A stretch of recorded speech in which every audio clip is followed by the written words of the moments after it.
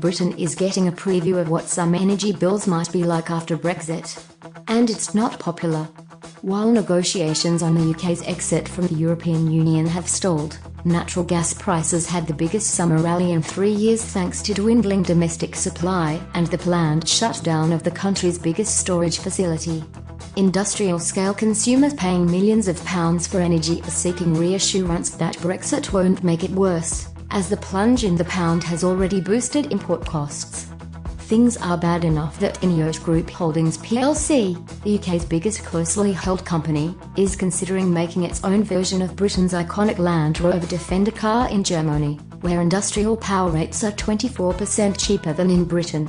And Centrica Plc, the nation's biggest supplier to households, warned of risks with Brexit in August, when it increased electricity bills for the first time in 3 years. Until its divorce from Europe becomes final in March 2019, Britain is a member of the EU single market, which allows electricity and gas to flow freely across borders through cables and pipelines. While there's no indication it'll hamper free trade, some are worried energy is an afterthought, which risks unintended consequences. "My perception is that it's not high on the priority list," said Felix Lodge, executive chairman of Unipas's UK business, which operates power stations, pipelines and a gas storage facility.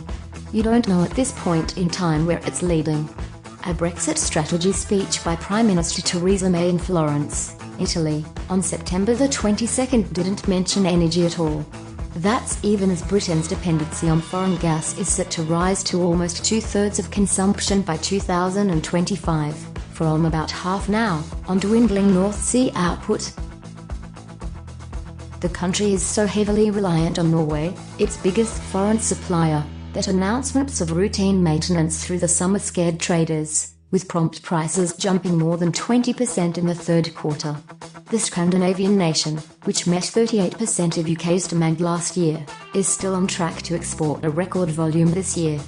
Jim Ratcliffe, the self-made billionaire founder of Ineos, whose profit mainly comes from chemicals, said the government is listening to concerns from the commercial sector, but the nation has been hurt by a long-term move away from industrial activity, including energy, as a pillar of the economy.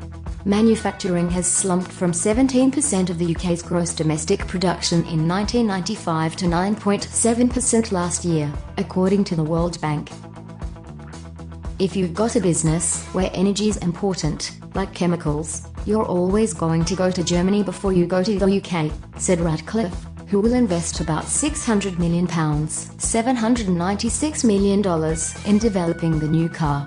To encourage someone to invest real money in the UK, there has to be some unique selling point.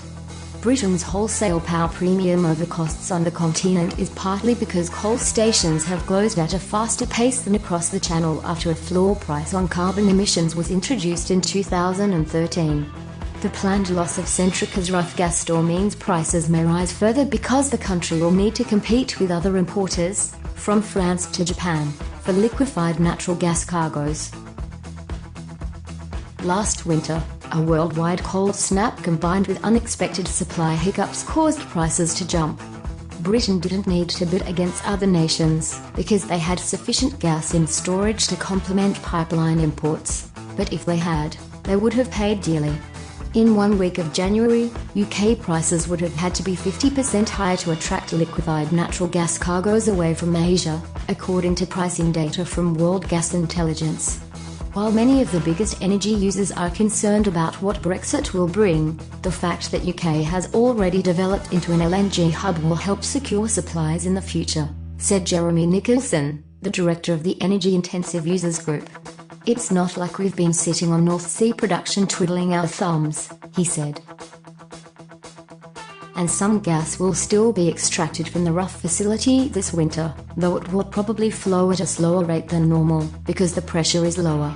"No country's an island, not even the UK," said Matti O'Mazzoni, an analyst at Numisma Energia SRL in Bologna, Italy. "The UK is a tiny fraction of global demand, and its bargaining power is unlikely to deliver at the lowest prices," he said. "But UK homes don't have it all that bad, at least not compared with those on the continent." Domestic power prices were 4.9% below the EU average last year. And households may get some respite after May on Wednesday pledged to fix the nation's broken energy retail market by planning a price cap. More details will follow next week, she said.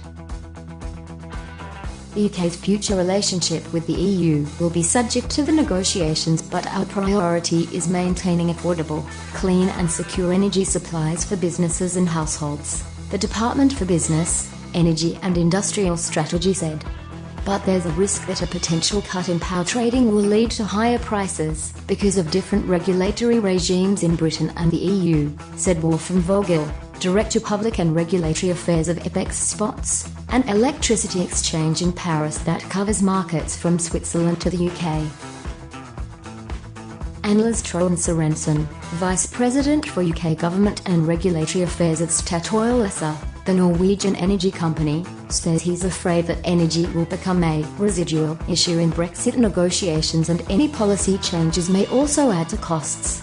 If you change a number of the laws and the rules and the way we interact now, that can have some consequences on other things, he said, and those are things that you don't see until it's too late. To get faster updates and the latest news from the oil and gas industry, please subscribe to the YouTube new video channel and connect with us on Facebook, Twitter or LinkedIn.